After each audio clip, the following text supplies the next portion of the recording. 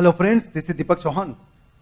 दोस्तों, अगले वर्ब को जोड़ने के लिए मोस्टली टू का इस्तेमाल किया जाता है। टू के बाद वर्ब का फर्स्ट फॉर्म आता है, लेकिन कभी कभी अगले वर्ब को जोड़ने के लिए हम लोग वर्ब में आईएनजी लगा देते हैं। अब सवाल ये उठता है कि जहां जहां हम लोग अगले वर्ब को जोड़ने के लिए टू वर्ब का फर्स्ट फॉर्म लगाते हैं, क्या हम लोग वर्ब में आईएनजी लगा सकते हैं? कुल मिलाकर अगले वर्ब को जोड़ने के लिए इन्फिनेटिव का इस्तेमाल कब करेंगे? इन्फिनेटिव का मतलब होता है वर्ब के साथ टू लगाना। और अगले वर्ब को जोड़ने के लिए हम लोग प्रेजेंट पार्टिसिपल का इस्तेमाल कब करेंगे, यानी कुल मिला के वर्ब में आईएनजी कब लगाएंगे, ये सवाल है।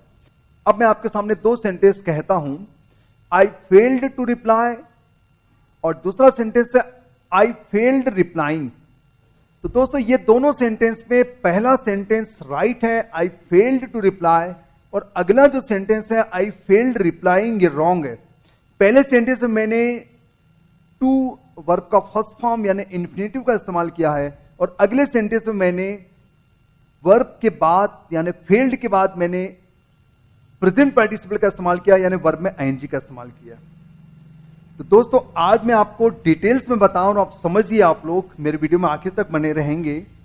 तो कुछ वर्ब ऐसे होते हैं जिनके बाद अगले वर्ब को जोड़ने के लिए आपको टू ही लगाना पड़ेगा, वर्ब में आईएनजी नहीं लगा सकते। हो सकता है attempt, allow, afford, arrange, appear, begin, chance, care, choose, dare, hesitate, happen, forget, hope, intent, manage, prefer, want, continue, fail, try, wish, decide, promise.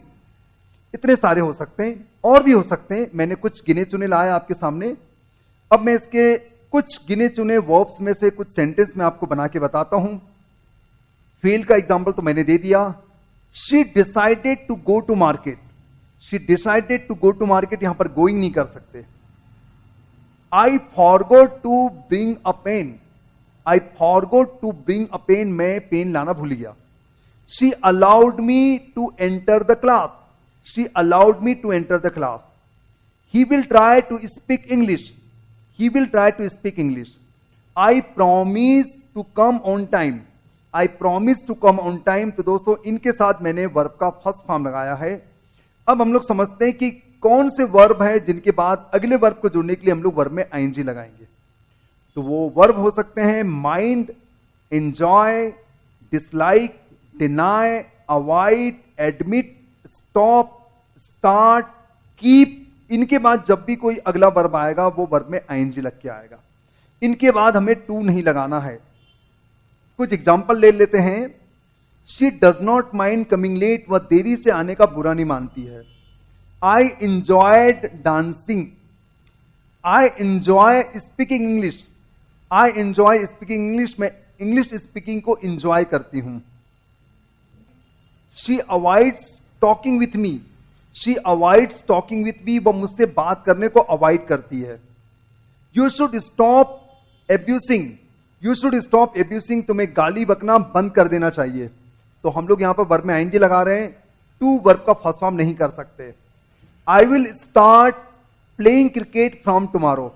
I will start playing cricket from tomorrow, मैं कल से cricket खेलना शुरू करूंगा। तो दोस्तों, मुझे उम्मीद है कि आप लोग समझ गए हैं कि हम लोग कौन से वर्ब के बाद टू वर्ब का फर्स्ट फॉर्म लगाएंगे, यानी कि इन्फिनेटिव का इस्तेमाल करेंगे, और कौन से वर्ब के बाद हम लोग वर्ब में आईएनजी लगाएंगे, यानी कि प्रेजेंट पार्टिसिपल का इस्तेमाल करेंगे। और दोस्तों, वीडियो अच्छा लगा तो लाइक करें, अधिक से अधिक लोगों को शेयर करें। चैनल में नए हैं तो प्लीज सब्सक्राइब कर लीजिए, क्योंकि इस प्रकार के मैं ढेरों टॉपिक लेके आने वाला हूं जिसमें आपकी भी डाउट रहेंगे, मेरे डाउट रहेंगे। अब बहुत से लोगों को शेयर करना है जिससे हर किसी का डाउट्स दूर हो जाए। धन्यवाद, थैंक यू वेरी मच।